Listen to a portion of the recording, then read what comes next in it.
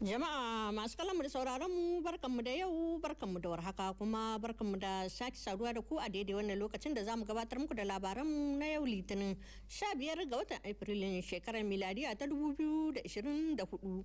Masu kallon mu da sauraron mu ta da fatan kun wuni lafiya.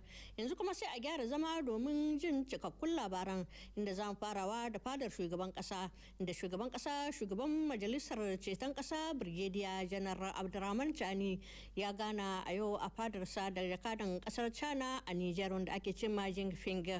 A yayin wannan haduwar dai sun tattauna akan muhimman batutuwa da suka shafi ci gaban ayyukan kasashen biyu tare da bayyana irin ayyukan da kasar ta China ta aiwatar a kasar Niger da kuma bayyana jadawalin ayyukan da za su gudanar na ci gaban kasar mu ta Niger wanda 'yan kasa za su gani a kasa. Ministan cikin gida Janar Muhammad Tumba ya sadu da sabbin wakilan talakawa wato shugabannin kananan hukumomi wa'anda aka nada a yayin wannan haduwar dai an bayyana musu irin aiki da nauyin da ya rataya a kansu kamar yadda za ku ji a cikin wannan hirar da ta hada mu da ɗaya daga cikin mahalarta taron. Bayan kudirin doka wanda gwamnati ya dauka ya abin da ake ce ma naɗe-naɗe na merori da muke ce ma da harshen faransanci administrateur délégué, nauyi ya rataya ga ministanmu na cikin gida na ya gama wannan merori guda 105 da muke cema administrator délégué a yi abin da ake cema ku zo mu zamana don ku san nauyin da za ku fuskanta gobe. Cikin wannan ku zo mu zauna don ku ga nauyin da za ku ɗauka gobe, za a ba da horo iri-iri, kuma kahin a ba da waɗannan horo kun da ji jawabai da suka fito daga cikin bakin minista cikin gida General Muhammad Tumba, inda ya ce wannan sauyi da gwamnati ya so ya kawo jama'a mutanen Nijar ya kamata ku gane sauyi ne na albarka, saboda ƙasa ba ta tahiya sai da komin su ne ginshikin ƙasa kuma su ne zuciyar ƙasa. Kenan tun da aka zo wannan iko ya zo sabo, dole kuma nan ma a sauya riga kuma ta alheri, saboda talaka ya ƙara gani ga ƙasa. Mun ce muna neman incin ƙasanmu cewa da sovereignty, to ita sovereignty incin nan da muke nema har cikin ƙananan da'irori gwamnati yana son mu same shi. Ba za mu iya mu same shi ba sai in muna da maza da mata jajirtacci wanda gwamnati ya ba su amana, kuma ya ba su amana na su da al'amuran jama'a a cikin waɗannan komin. Hada haka nan ƙwararri ne ta huskar soji, ƙwararri ne ta huskar baraki, ƙwararri ne ta huskar police, ƙwararri ne ta huskar duwan da ta huskar guard. Su ne waɗanga 105 da an ka ɗauko. To kuma baitakin hakanan ministanmu na cikin gida ya ce ya kamata mu zo mu ba su horo na musamman saboda su da waɗannan da'irori da huskar da ya kamata a da su da kuma adalcin da ya kamata a da su, saboda dukiyoyin jama'a ne za a sanya ga hannunsu. In babu gaskiya babu ilimi abin bai iya ya to kun ji ma'anar wannan taro zai yin kwana 2 ana ba da ilimi. Mun ɗauko manya-manyan masana, manya-manyan ma'aikata na gwamnati za su gaya musu dalla zuwa dalla ga yanda ake tahiya da kumin, kuma ga yanda ya kamata kumin ta kai gacci don saboda ɗan ƙasa ya gani ga hili kuma ya ga alherin abin. Shine ma'anar wannan zama, za a yin shi yau kuma za a yin shi gobe bi iznillahi. Da in kwanaki suka daga baya sai su kama hanya, kowa ya kama rigar shi, ya kama aikin shi, ya kama matsayin shi na abin da muke cema administrator délégué, wanda kowa ya sani da mayor a cikin ƙasa. Ministar kula da sha'anin ilimin ƙasa Dr. Elizabeth Sherif tare da rakiyar gwamnan birnin Yamai Asman Abdu Haruna sun isa a makarantar Ballare da ke unguwar Aeroport domin wayar da kan ɗalibai akan mahimmanci da kuma darajar da tutar ƙasa take da.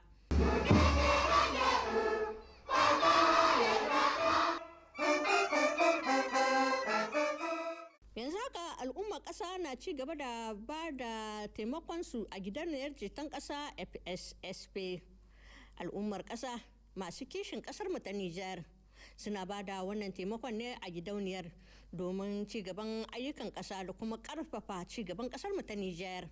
Ko a yau ma Madan Raki Jarmakwai shugabar kwamitin ta karbi waɗansu taimakon daga hannun al'umma kamar haka. Tarbacen da Direction General des Impôts ta kawo ma Fond de Solidarité pour la sauvegarde de la patrie.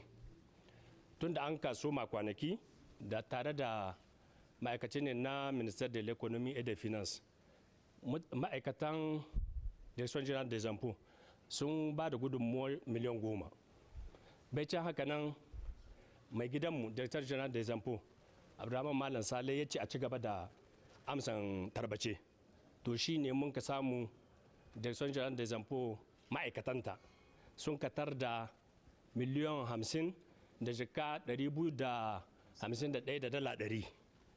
to shi ne yau an ka gamu ai babban kwambala wurin ga a ba da wannan shakadin da ma'aikatan direction general des impôts, babban ma'aikata mai karban kuɗi saboda ƙasa, saboda gina ƙasa, saboda kare lahiyar 'yan ƙasa. shi an maharin wannan gamuwar da an kai yau miliyan 50 da jika 251 da dala 100 su ma'aikatan impôt sun ka kawo gudunmuwa ga fond de solidarité pour la sauvegarde de la patrie bai cin miliyan 10 da kwanaki an ka bada. mun taho mu kawo gudunmuwanmu da kowa kenan ga kawo na ƙasa, kuma mun kawo tamu gurfama jaka da kanka. Allah ubangiji ya taimaka, Allah ya rika ma mai ƙasa, Allah ya ruha asiri, Allah sa a ci gaba kuma ƙasar mu ta ci gaba, na ba mu kwanciyar hankali da zaman lafiya cikin ƙasar mu. mun kawo jika 20 da 140. mun zo nan da sunan Kalaska 81 kuma a même temps FDS. menene FDS? L'armée, gendarmerie, police, garde, douane, eaux et forêt. mu kawo tamu gudunmuwa saboda wasa gida ce ba ta gagara huntu. abin da ya ce l'armée ya taba mu ko ba gaskiya ba, shine muka zo muka kawo gudunmuwan mu da abin ke gare mu mu saka mu a cikin wannan tahiya ta tsaron ƙasa, saboda duk wanda ya ce soji to ya taɓo soji, dan ko ba za mu ja da baya ba. malantana yan uwanmu suke bisa terrain gabar da yamma gusun da arewa suna tsaron mu, suna tsaron lahiyar mu, suna tsaron mutuncin mu. in ko kenan wannan shi da kanmu ne ya samu ka zo nan wurin mu kama president ta mu gudunmuwa ta jika 700 wadda ya kamata mu ma ƙasa ta san da mu, mun bauta mata ta san da mu dama, saboda dan uwanmu ne wannan general wanda ya ce general Chani ya ce soji, dan ko wani babu bambanci. to saboda shi ne muka zo. Allah ya ba mu zaman lahiya, Allah ya ba mu haƙuri, kuma Allah ya sa mu ci gaba.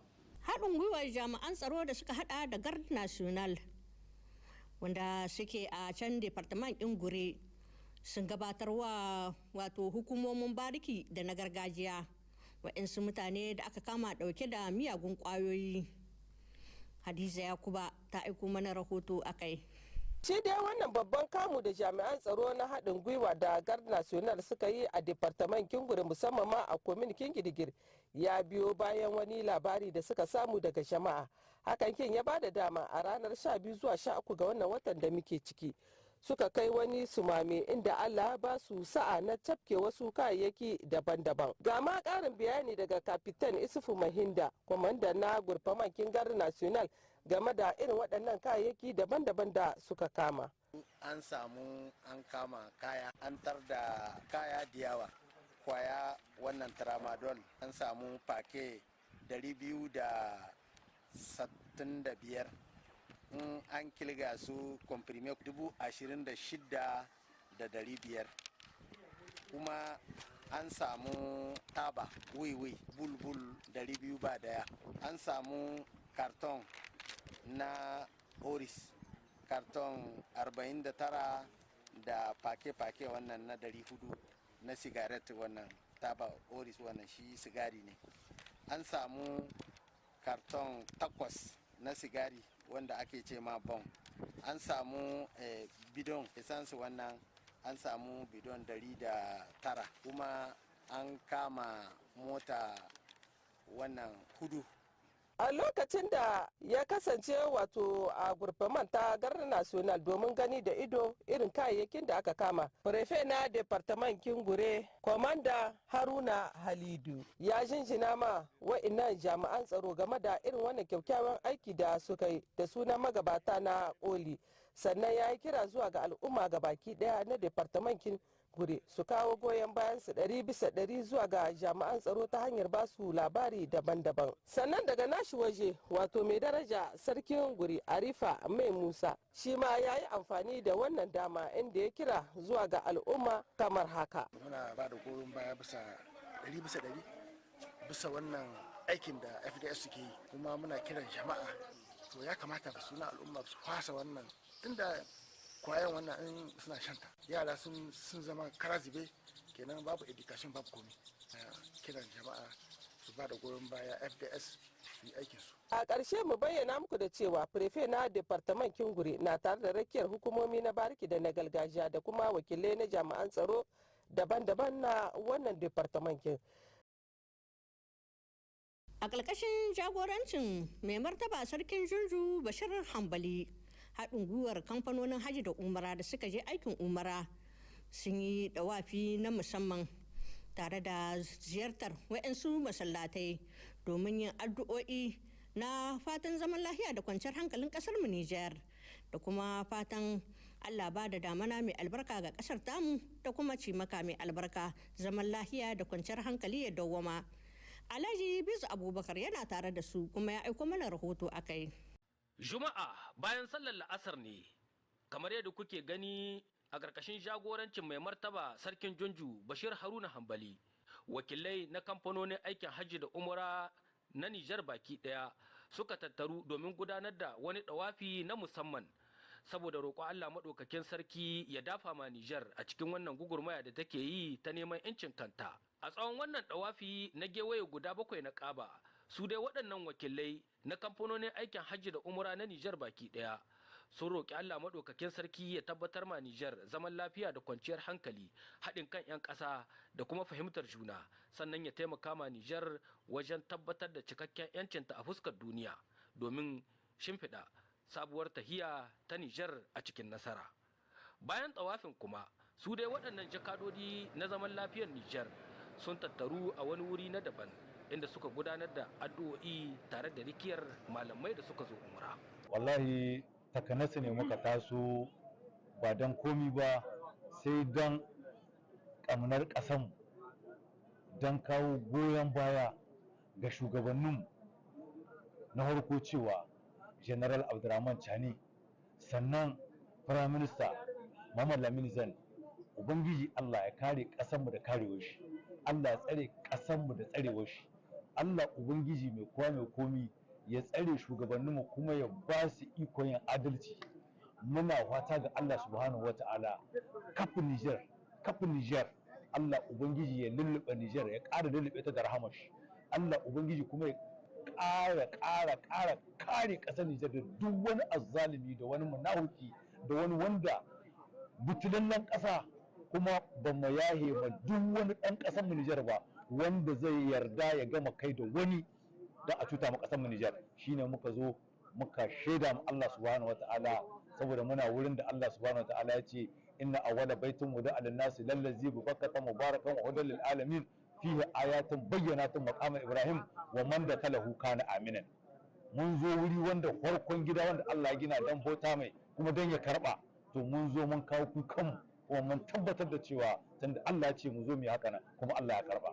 A wani ɗaya ɓangare kuma a ranar jiya Asabar ne mai martaba sarkin Junju Bashir Haruna Hambali tare da rikiyar Shak Abbas Ibrahim Sauki suka gudanar da waɗansu ziyarce-ziyarce a masallatayya da 'yan uwanmu 'yan Nijar ke jagoranta a nan garin Makka, inda suka je domin gani da ido irin yadda 'yan Nijar ke kokarin ba da tasu gudunmawa a cikin wannan tafiya wajen gudanar da tarurruka na karatun alkur'ani mai girma da kuma addu'o'i saboda Allah maɗaukakin sarki ya yi ma Nijar jagora. A nan babban masallacin unguwar Hushin Bukur, Sheikh Muhammad Shabat, wanda yake shine lattijo uba ga duk lahirin 'yan Nijar da suke nan garin Makka, ya yi amfani da wannan dama domin kira ga shugaban ƙasa, shugaban majalisar ceton ƙasa kamar haka. Shi shugaban ƙasa muna masa addu'a Allah ya ba shi madanatu salih, mataimaka wanda ya ga in suka ga zai kurkure su taimaka mashi, kuma da taimakawa manoma da abin noma, makiyaya da abin kiwo. Duk wanda yake a kan sana'arsa taimaka mashi a kan wannan sana'ar tashi to sai ga kasa sai ga abin nan ɗin ya zo sai ga arziki yana ci gaba. Daga nasa bangare Musa Sabak, shugaban 'yan Nijar da ke nan garin Makka, ya yi kira da babban murya da kuma godiya ta musamman ga duk waɗanda suka taimaka aka gudanar da ire-iren waɗannan zama da ake yi na karatu alkur'ani mai girma saboda dafa ma ƙasar mu Nijar. Yana mai cewa Malam Muhammad, Allah saka muku da alheri kai da almajirai gaba ɗaya wanda suka ziyarci gurin nan a karatun Qur'ani da aka yi. Ubangiji Allah tabbatar da alheri, kuma Ubangiji Allah ya amshi abin da aka yi. Ubangiji Allah kai lada mizani. Ina muku fatan alheri, ina muku fatan alheri. Yan uwa, Allah saka muku da alheri. Ubangiji Allah, wannan abin shekara da shekaru ne ake yi a wannan gurin, wannan tun a can ake yi, a can ana masallatai guri duka ana wannan abin, har yanzu ba a gaji ba, ba a fasa ba. An ba su masu yi, ba a ba su ba masu yi. Su za su hudda daga ajihunsu su ba da ayi, kuma ayi abin da ya kamata dukkan ayi. Yan uwa, muna muku fatan alheri. A ƙarshe Shakka Abbas Ibrahim Sauki da sunan mai martaba sarkin Junju Bashir Haruna Hambali ya aika sako na godiya da kuma jinjina ga su waɗannan malamai magadan annabawa 'yan Nijar da ke nan garin Makka da ba su yi ƙasa a gwiwa ba tun lokacin da suka ji Nijar ta samu wannan sabon lumfashi a cikin wannan sabuwar tahiya ta ƙoƙarin tabbatar da cikakken 'yancin ta a duniya. Waɗannan 'yan uwanmu masoya ƙasar Nijar waɗanda yake duk da tazara da nisa wanda yake raba su da Nijar, amma zuciya tana nan, ma'ana da tunani da sauraro yana nan gare su, cewa suna sauraron abin da ke wakanuwa a Nijar, kuma suna yi ma Nijar fata alheri. Mun yi murna sosai saboda mun zo kuma sun tarbe mu, kuma mu ma mun ziyarce su, kuma mun ji daɗin wannan ziyara.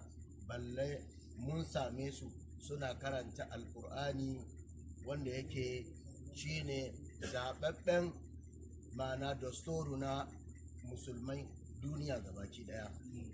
Sun yi roƙon Allah subhanahu wa ta'ala, kuma sun roƙa ma al'ummar ƙasar ne, kuma jagororin da Allah subhanahu wa ta'ala ya ɗauki anan ne sanya.